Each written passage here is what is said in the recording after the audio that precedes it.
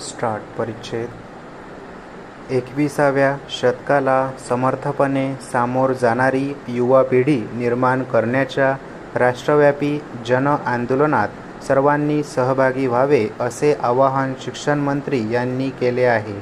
परिच्छेद शिक्षण दिनानिमित्त आकाशवाणी आणि दूरदर्शनवरून बोलताना ते म्हणाले की महाराष्ट्राला ध्येयवादी शिक्षकांची फार मोठी आणि उज्ज्वल परंपरा आहे.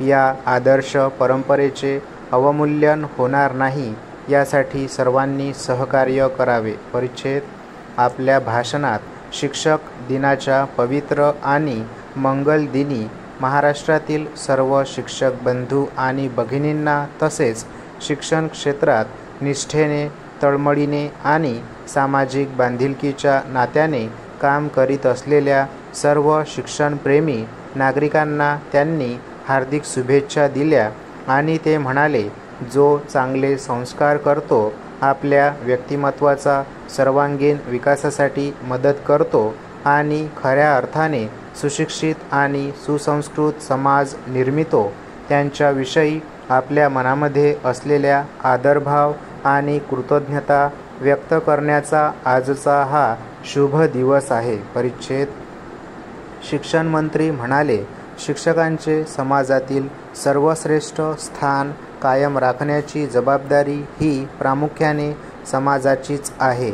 आज ही जबाबदारी आपण यशस्वीपणे पार पाडतो का, याचा प्रत्येकाने अंतर्मुख होऊन आपल्या मनाशी विचार केला पाहिजे असे मला वाटते.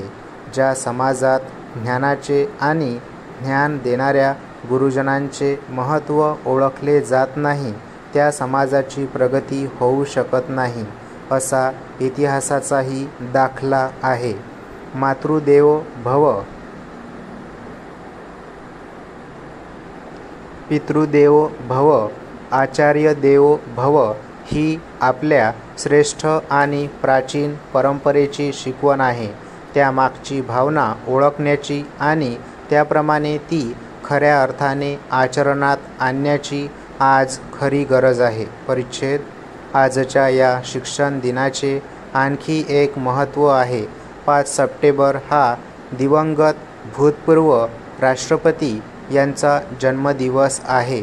थोर देशभक्त, जागतिक कीर्तीचे तत्त्वज्ञ, भारतीय तत्त्वज्ञानाचे अधिकारी, भाष्यकार आणि प्रकांड पंडित म्हणून सारे जग या थोर सुपुत्राला ओळखते. डॉक्टर राधाकृष्णन यांचे मोठेपण एवढ्यापुरतेच मर्यादित नाही, ते आदर्श शिक्षक देखील होते. भारतीय आचार्य परंपरेचे ते मुकुटमणी होते.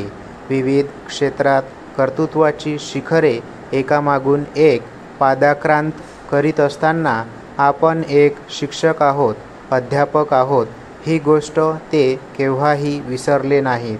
इतर अनेक व्याप सांभाळून त्यांनी अध्ययन आणि अध्यापनाच्या कार्याला केव्हाही गौणत्व येऊ दिले नाही. अशा या आदर्श शिक्षकाचा जन्मदिवस शिक्षक दिनाच्या रूपाने साजरा केला जावा, हे उचित आहे. या थोर शिक्षकाच्या पवित्र स्मृतीला मी नम्र अभिवादन करतो.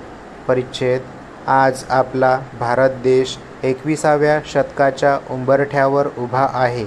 या शतकाची आव्हाने स्वीकारून त्यावर समर्थपणे मात करील अशा समाजाची उभारणी आपल्याला करायची आहे आणि त्यासाठी नवे विचार, नवे ज्ञान आत्मसात करण्याचा कसोशीने प्रयत्न झाला पाहिजे. स्टॉप.